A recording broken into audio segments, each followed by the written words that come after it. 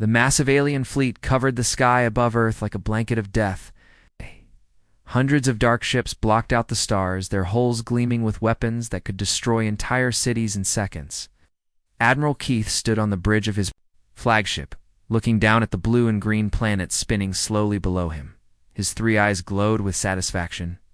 Today would be the day these stubborn humans finally gave up their foolish fight. For 3 long years, this primitive species had refused to surrender. 3 years, no other race in the galaxy had lasted more than a few months against the mighty hegemony. But these humans kept fighting, kept hiding, kept saying no to every demand. It made no sense to Keith.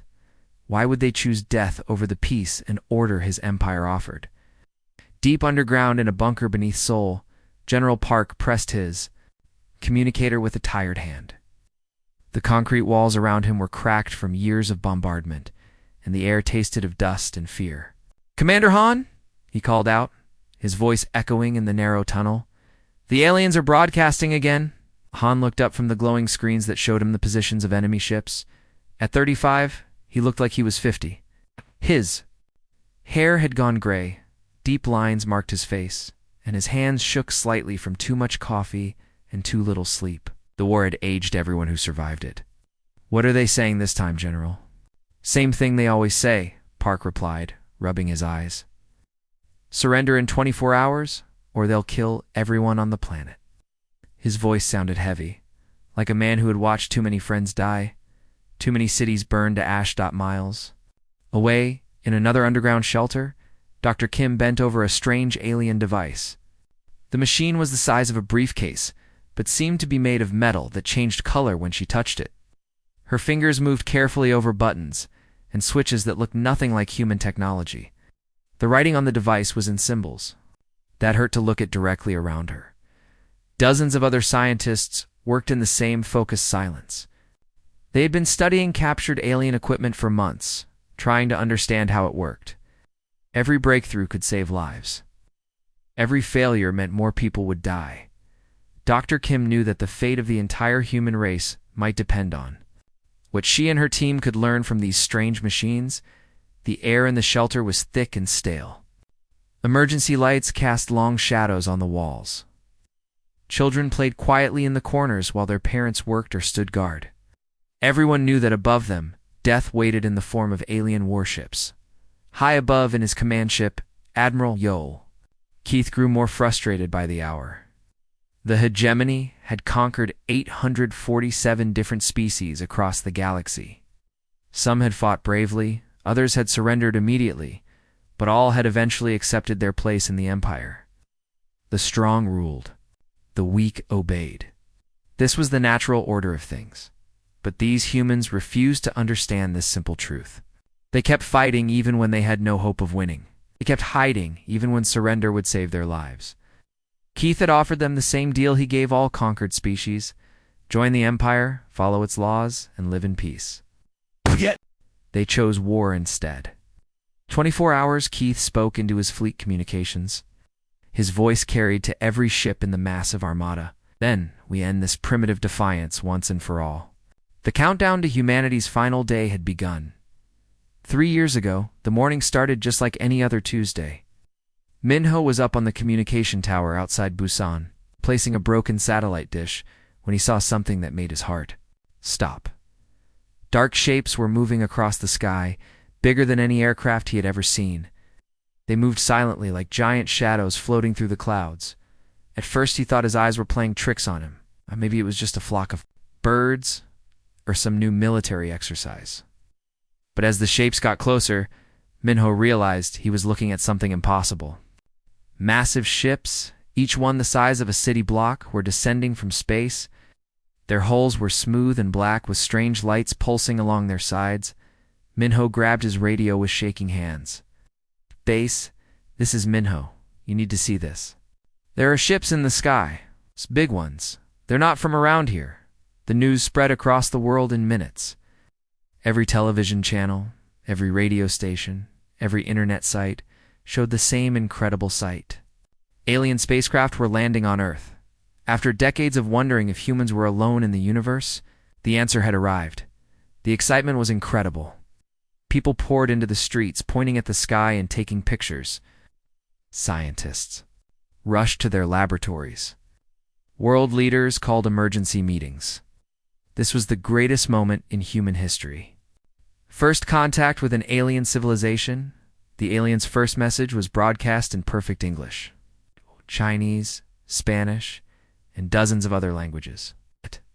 People of Earth, the voice said, calm and friendly. We are the hegemony. Come in peace. We offer you the chance to join our great alliance and prosper under our protection. No more wars, no more hunger, no more fear. We will guide you to a better future. It sounded too good to be true. And it was. President Lee sat in the emergency session of the United Nations, looking at the faces of world leaders on screens around the room. Some looked excited, others worried, all of them confused.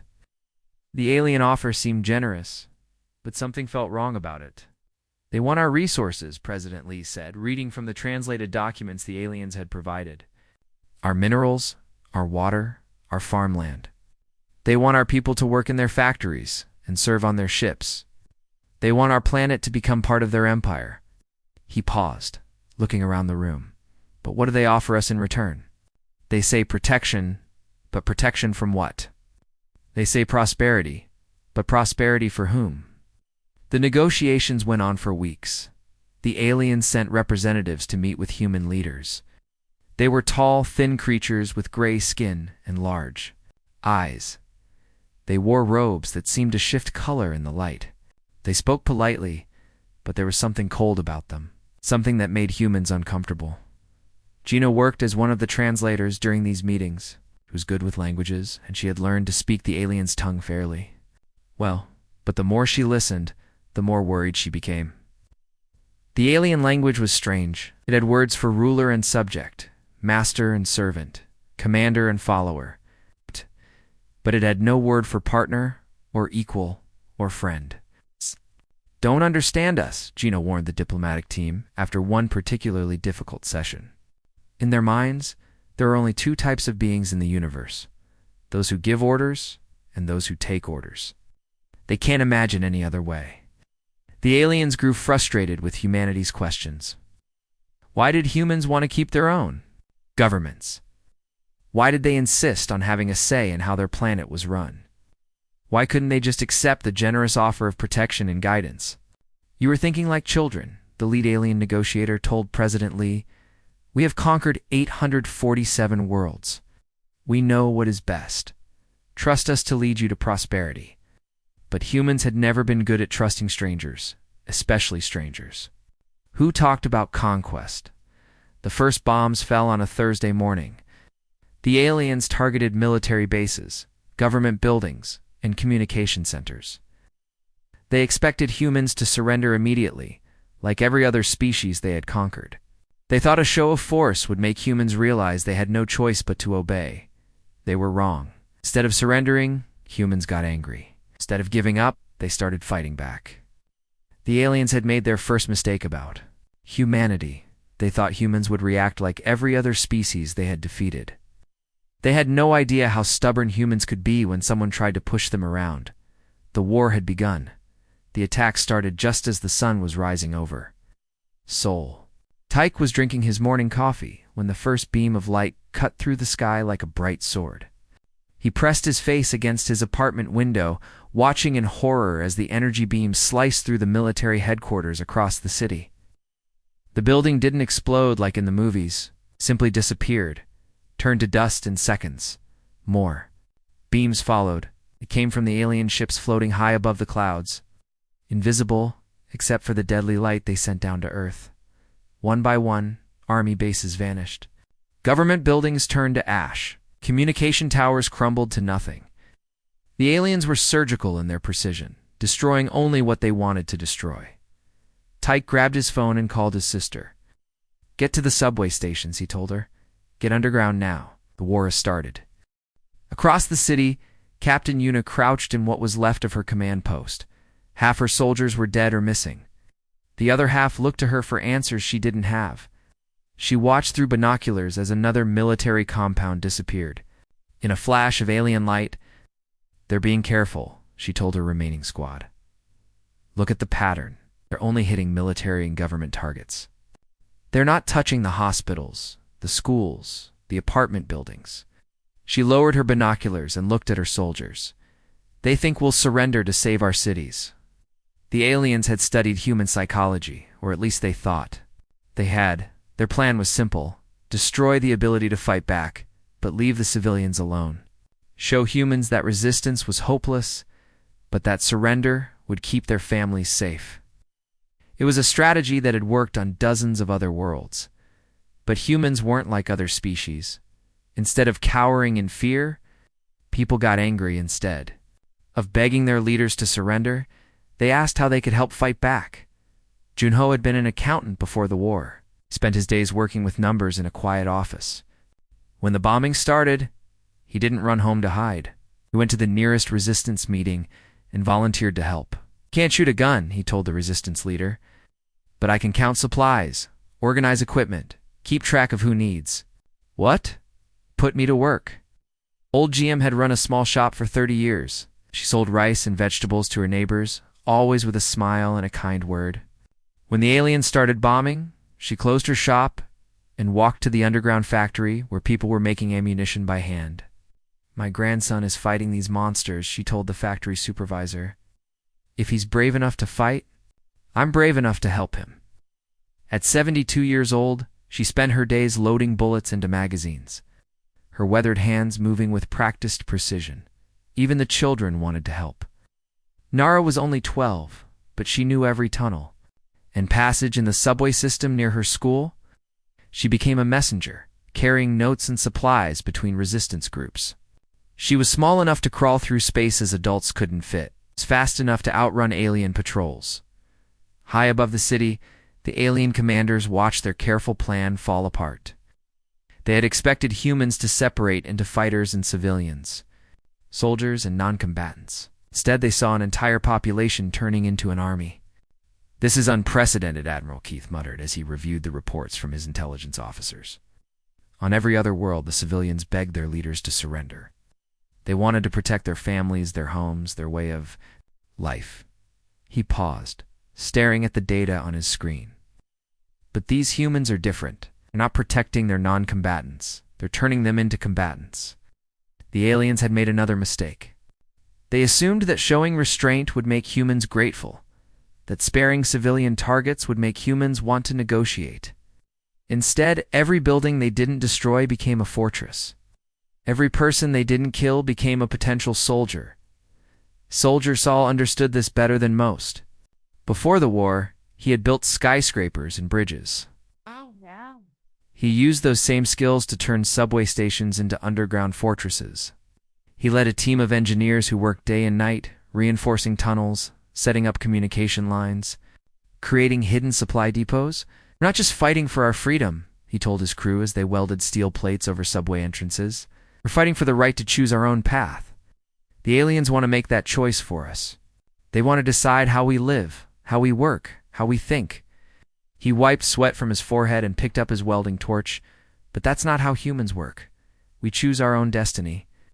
The hegemony had conquered 847 worlds with their superior technology. Their weapons could destroy anything. Their ships could travel between stars. Their computers could calculate the movement of entire fleets. But they were learning something they had never encountered before. Technology alone couldn't break a species that refused to break. The siege of Earth had begun, and humanity was just getting started. The tunnels beneath Seoul were like the city that the aliens never knew existed. Hyun moved through them like she had been born underground, leading a convoy of 20 people carrying food, medicine, and ammunition. Her flashlight beam cut through the darkness, illuminating concrete walls that stretched endlessly in both directions. "Stay close and keep quiet," she whispered to the new recruits following behind her. These were ordinary people who had never held a gun before the war. Teachers, shop owners, college students. Now they were learning to be soldiers in the dark. Tunnels beneath their city. The passage they walked through hadn't existed a year ago. When the aliens first arrived, humans had started digging. They used construction equipment, hand tools, even kitchen spoons when they had to. Every night, people came down into the subway stations and dug deeper, creating new tunnels that connected. Two old ones.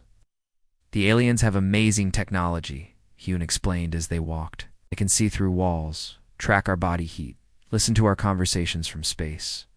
But down here, none of that works. She pointed to the thick concrete above. Their heads. The old subway systems mess with their sensors. All the metal and electrical wiring creates interference. And we've added our own signal jammers to make it even worse. The recruits looked nervous as they followed her deeper underground. Had never been in the subway system before the war. Now they were walking through tunnels that went far deeper than any train had ever traveled, miles away. In a command center buried beneath the city, Commander Wu stood looking at a holographic map that showed the incredible truth. The tunnels didn't just connect different parts of Seoul. They connected Seoul to Busan, to Incheon, to every major city in the country. A hidden highway system stretched across the entire peninsula, invisible to the aliens floating above. We've been preparing for this longer than they know, Wu told his staff as they studied the map. Not for alien invasion specifically, but for the possibility that we might need to fight from the shadows. He traced a tunnel route with his finger. Some of these passages are old, built during previous wars. Others are new, dug by civilians who saw what was coming. The network was massive. Supply convoys could travel from one end of the country to the other without ever coming above ground. Soldiers could disappear in one city and appear in another, hundreds of miles away. It was like the entire resistance had learned to teleport deep. In one of the lowest levels, Dr. Bora worked in a laboratory that had been carved out of solid rock. She hunched over captured alien communication equipment, trying to understand how their technology worked. For weeks, she had been studying the strange devices, running tests, taking them apart piece by piece. "I think I've figured it out," she announced to her team. "The aliens use quantum entanglement for their fleet coordination. Their ships are connected to each other in ways that ignore distance and time. That's how they can coordinate attacks. Across the entire planet instantly, her discovery was important, but it also seemed hopeless. How could humans fight against technology that operated outside the normal laws of physics? How could they disrupt communications that didn't rely on radio waves or satellites?" The answer came from Shul, who had spent 15 years working for the National Telecommunications Company. Before the war, he had been responsible for managing South Korea's radio frequency spectrum, making sure that cell phones, radios, and television stations didn't interfere with each other. "What if we made them interfere with each other?" he suggested. "What if we turned our entire communications network into a weapon?" The idea was brilliant in its simplicity. Earth's atmosphere was full of radio waves from millions of devices. Cell phones, Wi-Fi networks, television broadcasts, radar systems. All of this created a constant background noise that most technology was designed to filter out. But what if they amplified that noise? What if they coordinated every radio transmitter on the planet to create a wall of interference that would confuse even quantum-entangled communications? Chol worked for days, writing code that would turn every smartphone, every radio tower, every electronic device, into part of a massive jamming network. When he activated the system, the results were immediate and dramatic. Above ground, alien forces that had been moving with perfect coordination suddenly found themselves alone and confused. Orders that should have reached them instantly never arrived. Commanders who had been in constant contact with their fleets found themselves talking to empty static.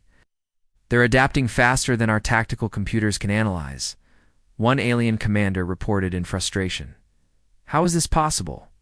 "They're using primitive technology to disrupt our most advanced systems." The answer was something the aliens had never encountered in their conquest of 847 worlds. They had always fought against species that tried to match their technology, that tried to build better weapons and stronger defenses. But humans weren't trying to build better technology. They were using their own weaknesses as weapons. Humans had been adapting to impossible odds for their entire evolutionary history. They had survived ice ages, plagues, natural disasters, and wars by learning to use whatever was available. Now they were applying that same survival instinct to an alien invasion. The underground war had begun, and humanity was fighting it on their own terms. The alien fleet had been patient for almost a year, but that patience was running out. Admiral Keith stood on his command bridge, staring down at the blue planet that continued to resist his empire. Every day brought new reports of failed operations, disrupted communications, and human attacks on his forces. The primitive species below was making him look foolish in front of his superiors. Enough, he declared to his staff. If they want to fight like animals, we'll treat them like animals. The new orders went out across the fleet. No more surgical strikes on military targets. No more careful protection of civilian areas. The aliens began targeting power plants, leaving entire cities in darkness. They bombed water treatment facilities, cutting off clean water to millions of people. They hit hospitals, schools, and refugee centers, but the cruelest tactic was the hostages. Alien forces began capturing civilians during raids, then broadcasting demands for surrender. 37 people were taken from a small town outside Seoul. The aliens gave the resistance leaders 24 hours to lay down their weapons, or the hostages would be executed. The resistance leadership held an emergency meeting in their underground command center. The debate was fierce and painful. Some argued for negotiation, others for a rescue attempt. But deep down, everyone knew the truth that no one wanted to say out loud. Captain Sue received the confirmation she had been dreading. Her voice was flat and emotionless as she reported to the command staff. They killed the hostages anyway, all 37 of them, men, women, children. They executed them on live broadcast, then demanded we surrender or they'd do it again. The news spread through the resistance networks faster than any official communication could travel. Within hours, every fighter in every tunnel knew what had happened. The aliens had crossed a line that could never be uncrossed. The change in the resistance was immediate and terrifying. People who had been fighting for freedom now fought for something much darker. The careful rules that had governed their war disappeared overnight. If the aliens wanted to play by brutal rules, humans would show them what brutal really meant. Rin was 18 years old, barely out of high school when the war started. She had been a good student, planning to study engineering. At university, she sat in a reinforced bunker looking at the device that would end her life. It was crude but effective. A tactical nuclear warhead built from fuel rods taken from a power plant, wired to a timer that would give her just enough time to reach the target. If they want to play by those rules, she said quietly to the other, volunteers, then we'll show them what those rules really mean. The alien command post outside Busan was a fortress of metal and energy shields. It housed 300 alien soldiers and their equipment. The aliens thought it was perfectly safe. It's protected by advanced defenses that could stop any human weapon. They were wrong. The explosion was visible from space. A miniature sun bloomed where the command post had been, turning sand into glass and metal into vapor. The shockwave shattered windows 50 miles away. When the light faded, there was nothing left but a crater and radioactive dust. The aliens were stunned. They had never faced an enemy willing to use such extreme measures. On every other world they had conquered, the local species had tried to minimize casualties, to fight wars with honor and rules. But these humans had just used a nuclear weapon against a military target without any warning or negotiation. This is not how civilized warfare is conducted. Admiral Keith protested to his superiors, his voice shaking with anger and fear. They're using weapons of mass destruction against our forces. They're ignoring every law of war we've ever encountered. Response came not from his superiors, but from a human resistance broadcast that somehow reached every alien communication device in the fleet. The voice was calm, almost conversational, and perhaps you should have thought of that before you started murdering civilians. The message was clear. The rules had changed. The hegemony had spent centuries conquering worlds by following a predictable pattern. They would demonstrate their superior technology, offer generous terms of surrender, then apply graduated pressure until the local species submitted. Their ethical constraints, their rules of warfare, their careful protection of civilian populations, all of these had been tools of conquest. But now, those same ethical constraints had become weaknesses. The aliens still hesitated to destroy entire cities, still tried to avoid unnecessary casualties. They still believed that war should follow rules. that even conquest should be conducted with honor. The humans had abandoned all of that. They had decided that death was preferable to surrender, that any price was worth paying for freedom. When the aliens escalated to brutality, humans escalated beyond anything the hegemony had ever seen. The war had entered a new phase, one that would test both species in ways they had never imagined. The aliens had wanted to teach humans about the cost of resistance.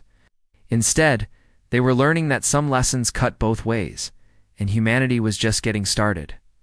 Deep beneath the ruins of what used to be Dagin, Dr. Yin had spent 4 months staring at alien power cores until her eyes burned. The underground laboratory was cramped and humid, lit by flickering emergency lights that cast strange shadows on the walls. She had taken apart dozens of the mysterious devices, studying every wire, every component, every strange symbol carved into their metallic surfaces. The alien power cores were beautiful in their own way. They hummed with energy that seemed to come from nowhere, generating enough electricity to power a small city. The technology was so advanced that it might as well have been magic. But Dr. Yan was a patient woman, and she had learned that even magic had rules. "I've got it," she announced. To her team, her voice cracking with exhaustion and excitement, the 3 other scientists looked up from their own work, hoping for good news after months of frustration. Dr. Yan held up one of the power cores, pointing to a series of circuits that glowed with soft blue light. "Their power systems have a fatal flaw. They're designed to be foolproof, completely stable under any normal conditions. But that means they can't handle chaotic input. If you feed them random energy patterns, they don't shut down safely. They overload." The implications were staggering. Every alien ship, every weapon, every piece of equipment depended on these power cores. If they could be made to malfunction, the entire alien war machine would collapse. Engineer Do Yan was called in to implement the discovery. Before the war, he had designed computer systems for Samsung. Now he worked 16-hour days in a tunnel that smelled of diesel fuel and fear, trying to turn Dr. Yin's theory into reality. "We need to modify the power cores so they look normal, but contain hidden feedback loops," he explained to his team. "The aliens will install them in their own systems, thinking they're using captured human technology. But when the cores activate, they'll create a cascade failure that will destroy whatever they're connected to." The work was delicate and dangerous. One mistake could cause an explosion that would collapse the entire tunnel system. But after 2 weeks of careful modification, they had created 3 power cores that looked identical to the originals, but contained deadly surprises. The hardest part was getting the modified cores into the alien ships. Commander Kong volunteered to lead the infiltration mission. She was a former Special Forces operator who had been fighting the aliens since the first day of the war. Her team consisted of 12 volunteers, all of whom knew this was likely a suicide mission. "The target ships are the 3 command vessels in orbit above Seoul," she briefed her team. "These are the ships that coordinate all alien operations on the peninsula. If we can take them out, we'll blind their entire fleet." The infiltration took place during a supply run. The aliens had been capturing human equipment and bringing it aboard their ships for study. Commander Kong's team disguised themselves as prisoners, allowing themselves to be captured along with the modified power cores. Once aboard the alien ships, the team split up. Each group had to reach the main power distribution center and replace the existing cores with the modified ones. They had less than an hour before the aliens would discover the infiltration. The plan worked perfectly. All 3 teams successfully placed their modified cores and managed to escape before the aliens realized what had happened. The power cores were installed in the ship's main systems, looking like valuable salvage from the human resistance. The explosions began 12 hours later. The first command ship simply vanished in a flash of white light that could be seen from the ground. The second ship lasted a few seconds longer, its hull buckling and twisting before it disintegrated. The third ship tried to evacuate its crew, but the power failure had disabled all escape systems. 3 capital ships, each housing thousands of alien crew members, were destroyed in less than a minute. The explosions were so bright that they turned night into day across half the planet. Admiral Keith stood on the bridge of his flagship, staring at the tactical display in disbelief. The 3 bright dots that represented his command ships had simply disappeared. Impossible, he whispered. Our technology is centuries ahead of theirs. How did they manage to destroy 3 capital ships simultaneously? His science officer was pale with shock as he delivered the report. Sir, they turned our own tools against us. They didn't try to build better weapons or stronger defenses. They made our weapons self-destruct by feeding chaotic energy patterns into our power systems. The psychological impact on the hegemony forces was immediate and devastating. For centuries, they had relied on their technological superiority to maintain control over their empire. Their weapons were the most advanced in the galaxy. Their defenses were impenetrable. Their equipment was perfect. But now that perfection had become a weakness. Every piece of alien technology could potentially be a trap. Every captured device might contain hidden modifications. Every power core might be a bomb waiting to explode. For the first time in 3 years of war, the aliens began to feel something they had never experienced in their long history of conquest: fear. The humans had found a way to turn the hegemony's greatest strength into its greatest vulnerability. The war had reached its turning point. The alien response to the destruction of their command ships was swift and brutal. Admiral Keith had been humiliated in front of his superiors, and now he was determined to prove that the hegemony could still crush any resistance. He gathered the largest fleet ever assembled for a single planetary assault and aimed it at one target: Tokyo. The Battle of Tokyo began on a Tuesday morning and lasted for 18 days. The aliens threw everything they had at the city: orbital bombardments that could level mountains, ground forces equipped with weapons that could cut through steel like paper, flying machines that moved faster than fighter jets and hit harder than tanks. The human defenders fought from every building, every street corner, every sewer tunnel. They had learned to make the aliens pay for every meter of ground. When the aliens captured a building, they would find it booby-trapped with explosives. When they secured a street, snipers would emerge from hidden positions. When they thought they had cleared an area, resistance fighters would tunnel up from below and attack their supply lines. For 18 days, the city burned. The aliens pushed forward block by block, losing dozens of ships and hundreds of soldiers for every small advance. The humans fell back slowly, making the aliens fight for every inch while inflicting maximum casualties. On the 18th day, the last human defenders retreated into the subway tunnels, and the aliens finally stood victorious in the smoking ruins of what had once been one of the world's greatest cities. "We won," Admiral Keith reported to his superiors, but his voice lacked any satisfaction. "The city is ours." The cost was staggering. The alien fleet had lost more ships taking Tokyo than they had in their last 10 planetary conquests combined. Thousands of alien soldiers were dead or wounded. The medical ships were overflowing with casualties. The repair ships were working around the clock to fix damaged vessels. There was no victory celebration. The alien officers sat in stunned silence as casualty reports continued to pour in. They had expected to take the city in a few days with minimal losses. Instead, they had fought the longest, bloodiest battle in hegemony history just to capture a pile of rubble. Deep underground, Captain Wan gathered the survivors of the Tokyo resistance. They were exhausted, dirty, and outnumbered, but they were still alive. More importantly, they had accomplished their mission. "Let them have the rubble," he told his fighters as they prepared to evacuate through the tunnel networks. "They can plant their flags and claim victory. But look what it cost them. 18 days, hundreds of ships, thousands of soldiers, all to capture a city we had already evacuated." The pattern repeated across the globe. The hegemony would concentrate massive forces to capture a single location, only to find it empty of strategic value. They would take a military base that had been stripped of all useful equipment. They would occupy a city whose population had already fled to the underground networks. They would claim victory over territory that was worthless. The humans had learned to make every victory as expensive as possible. They would fight fiercely for positions that had no real importance, just to inflict casualties on the alien forces. They would abandon strategically vital locations without a fight, leaving them booby-trapped and useless. Financial reports from across the hegemony empire began to show the strain. The war on Earth was consuming resources at an unprecedented rate. Ships, weapons, fuel, medical supplies, everything was being poured into the conflict with no end in sight. Other conquered species that were part of the hegemony empire began asking uncomfortable questions. Why was so much money being spent on one stubborn world?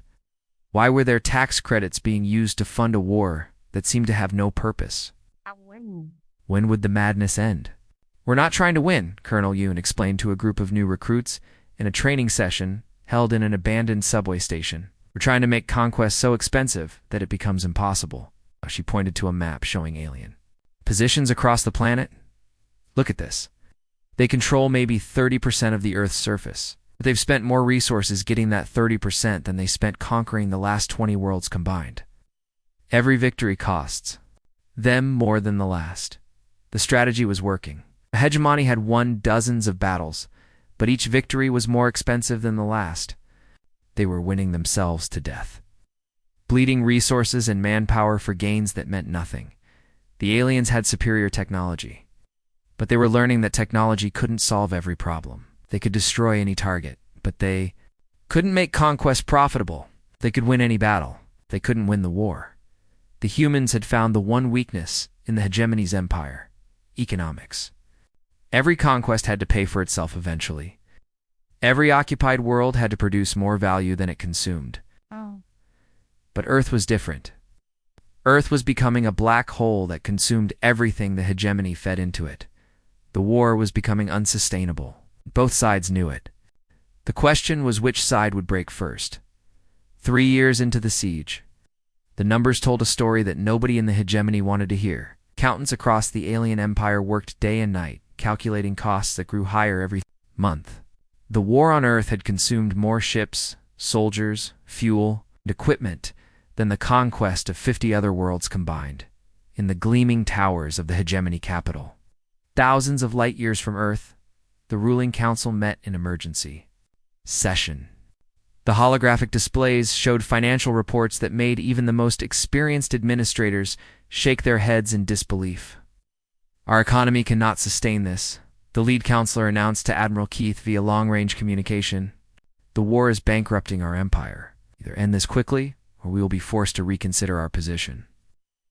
Admiral Keith stared at the communication screen, knowing he was looking at the end of his career. "Honored counselors, the humans are not like other species. They adapt to our tactics faster than we can change them. They turn our own weapons against us. They make every victory cost more than the last."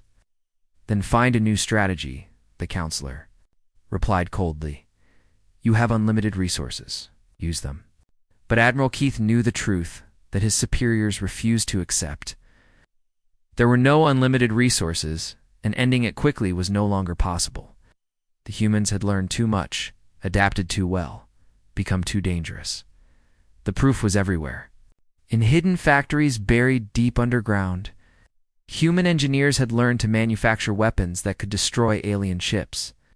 They had reverse-engineered captured technology, creating guns that fired energy beams, armor that could deflect alien weapons, cued in communication systems that the hegemony couldn't intercept. Commander J led one of the most dangerous missions. In the war, her strike team had learned to operate in space, using captured alien shuttles to attack hegemony supply lines throughout the solar system. They moved like ghosts, appearing from nowhere to hit mining stations on asteroids, then vanishing. Before the alien response forces could arrive, "Target acquired," Jay whispered into her helmet radio, as her team approached a hegemony fuel depot on a small asteroid near Mars. The attack lasted less than 10 minutes. The human strike team planted explosives throughout the depot, then escaped in their stolen shuttle. Behind them, the depot exploded in a fireball that could be seen from Mars itself. The aliens found themselves fighting a war on multiple fronts. Their mining stations faced constant sabotage. Their supply convoys required ever larger escort fleets just to survive the journey from one planet to another. "They're not just defending their world anymore," the alien intelligence officer reported during a staff meeting. "To us. Human strike teams are operating throughout the solar system, hitting our infrastructure, disrupting our supply lines, making it impossible to maintain our occupation. The situation was unprecedented in hegemony history. They had conquered hundreds of worlds, but never had a conquered species taken the fight beyond their home planet. The humans were turning the entire solar system into a battlefield. President Nam, now operating from a mobile command center that moved through the tunnel networks to avoid alien detection, addressed the resistance via encrypted broadcast. We've learned something our enemies never expected. We've learned that the hunter can become the hunted. His words reached resistance cells not just on Earth, but throughout the solar system. Human fighters operating on the Moon, on Mars, on the asteroid belt, all heard the same message. The war was no longer about defense. It was about making the aliens pay such a high price for their conquest that they would eventually give up. The hegemony's advantage in technology and numbers was being eroded by logistics. They controlled most of Earth's surface, but they couldn't control Earth's people, turning every asteroid, every moon, every space station into a potential battleground. The alien empire was learning a harsh lesson about persistence. They had expected to conquer Earth and move on to the next target. Instead, they found themselves trapped in a war that consumed more resources every day, fighting an enemy that refused to stay defeated. The mathematics were becoming undeniable. The hegemony was winning battles but losing the war, one expensive victory at a time. And the humans were just getting started. The withdrawal announcement came without fanfare or ceremony. There were no dramatic speeches, no formal surrender documents, no negotiations. The massive alien fleet simply began pulling back from Earth's orbit, their dark ships disappearing one by one into the void of space. Corporal Mu Young stood in the ruins of what used to be downtown Seoul, watching through binoculars as the last of the command ships prepared to leave. After 3 years of constant bombardment, the silence felt strange. No more energy beams cutting through the sky, no more alien fighters screaming overhead, just the wind blowing through the broken buildings. "Are we winning?" he asked General Park. You stood beside him, looking older than his years. General Park lowered his own binoculars and considered the question. Around them, the city was in ruins. Millions of people were dead. Entire neighborhoods had been turned to ash. The cost of their resistance had been almost unbearable. "No," Park replied quietly, "but we're not losing either. For us, that's the same thing." The final hegemony transmission was brief and businesslike, broadcast on all frequencies like a simple announcement. The species known as humans has proven economically unviable for integration. This sector is hereby classified as a quarantine zone. All hegemony forces are to withdraw immediately. Dr. Sumen, now heading the Alien Technology Research Division, understood what this meant better than most. The withdrawal wasn't about honor or mercy. They're retreating because we've made victory more expensive than any possible benefit. It's a business decision, not a military. 1. The hegemony had learned a harsh lesson about humanity. Some species could not be conquered, only destroyed. The planet's resources weren't worth the price of total annihilation. As the last alien ship vanished into hyperspace, leaving behind only automated monitoring stations to watch from a distance, the resistance began the long work of rebuilding. Cities had to be reconstructed, families had to be reunited, and an entire civilization had to be put back together.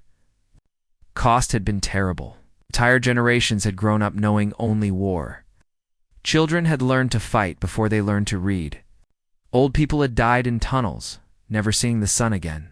The price of freedom had been measured in millions of lives, but they had proven something important, something that would echo across the galaxy for generations to come. Captain Wan stood before a gathering of survivors in what used to be the Olympic Stadium. The roof was gone, the seats were broken, but thousands of people had come to hear what he had to say. Many wore bandages, some leaned on crutches, all of them looked exhausted, but they were alive and they were free. "We never surrender," he told them, his voice carrying across the ruined stadium. "Not because we're brave, not because we're strong, but because we understand that the cost of submission is always higher than the cost of resistance." The crowd was silent, listening to words that had become the motto of their species. They had learned this lesson the hard way, paid for it with blood and tears and years of their lives. The galaxy now knew that humanity's greatest weapon wasn't their technology or their courage. It was their absolute refusal to accept defeat, no matter the odds. They had learned the hard way that some things were worth any price, and they had taught the hegemony that some species simply could not be broken. The aliens would return. Empire, carrying stories of the strange world where the inhabitants chose death over surrender.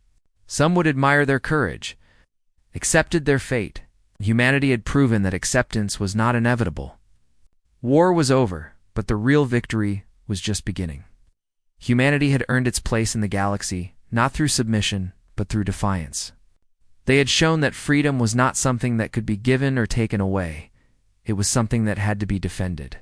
Simply could not be broken. And that lesson would change the galaxy forever. The end.